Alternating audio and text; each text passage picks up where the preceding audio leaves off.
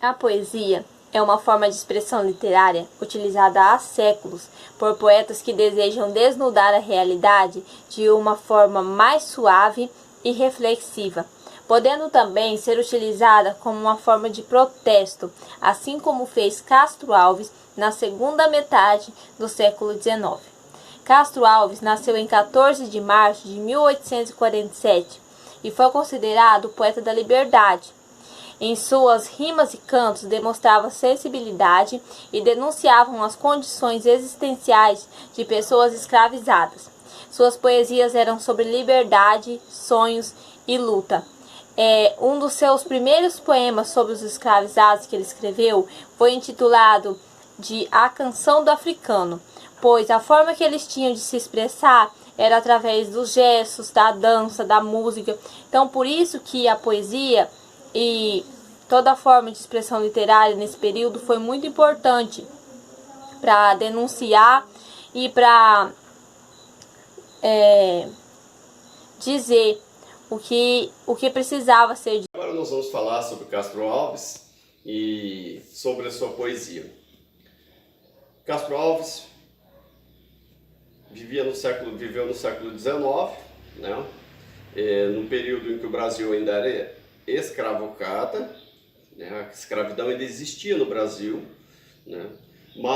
E o governo já havia declarado a independência do país, e com a independência do país surgiu a necessidade de se construir uma história do Brasil, uma história que enaltecesse o Brasil como uma grande nação liberta através da independência. E nessa construção dessa história, o governo buscou, na imagem do índio, o início dessa história. E outro personagem que foi ilustrado nessa história, que ia servir de ilustração nessa história da nação brasileira, era a história do sertanejo. No entanto, não havia uma história do negro, porque o negro era escravizado. Eles negavam ao negro o direito de participar da história do Brasil, da nação brasileira. Surge então o poeta Castro Alves, cujo o objetivo principal de toda a sua literatura era uma luta contra a escravidão, uma luta contra as mazelas da escravidão, né? A miséria de um povo.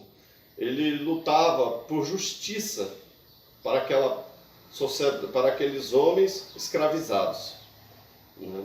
Então Castro Alves começa a escrever suas poesias denunciando os crimes hediondos que eram praticados contra os negros.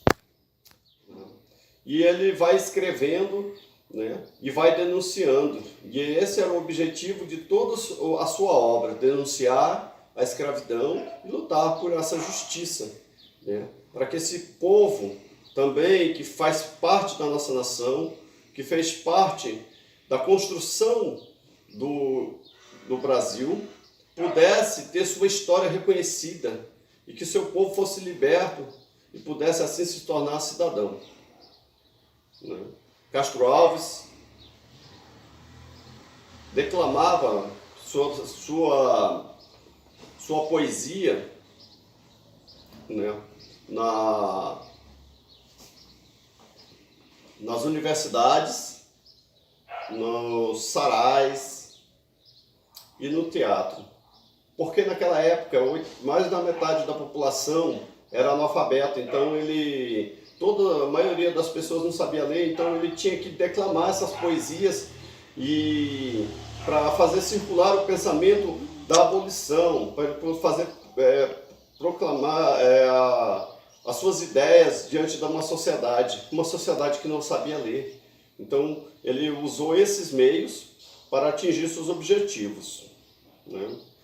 E o objetivo dele era a liberdade, né, para os escravizados e o reconhecimento deles como construtores da história do Brasil, da história do Império da nação. Eles, enquanto o Império tentava negar o negro e toda a sua cultura, Castro Alves lutou bravamente para que essa cultura fosse reconhecida e que esse povo fosse liberto. E o objetivo final dele era esse, né? E esses foram os meios, e toda a sua poesia é embasada na justiça, na luta pela justiça e pela libertação dos escravos. Bom, e como a poesia é contextualizada e apresentada ao público em pleno século XXI, em um mundo altamente tecnológico.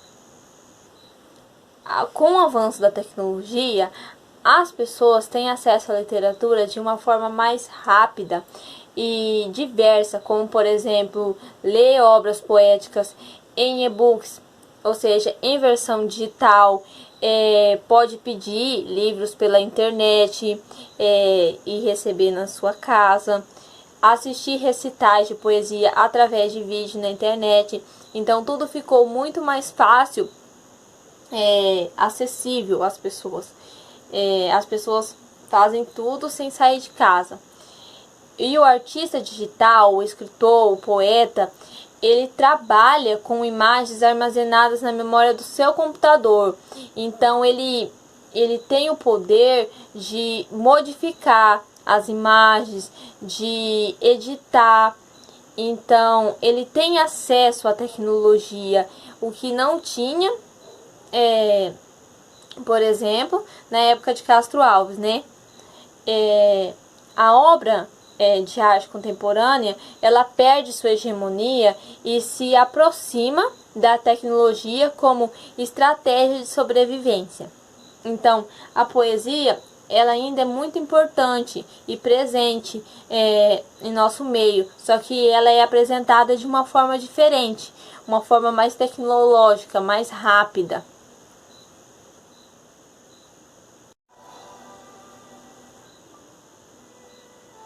A canção do africano. Lá na úmida senzala, sentado na estreita sala, junto ao braseiro no chão, entoa o escravo o seu canto, e ao cantar, corre-lhe em pranto saudades do seu turrão. De um lado, uma negra escrava, os olhos no filho crava, que tem no colo a embalar. E a meia voz lá responde ao canto, e o filhinho esconde, talvez para não o escutar. Minha terra é lá bem longe, das bandas de onde o sol vem. Esta terra é mais bonita, mas a outra eu quero bem. O sol faz lá tudo em fogo, faz em brasa toda a areia. Ninguém sabe como é belo ver de tarde a papaceia. Aquelas terras tão grandes, tão compridas como o mar, com suas poucas palmeiras, dão vontade de pensar. Lá todos vivem felizes, todos dançam no terreiro.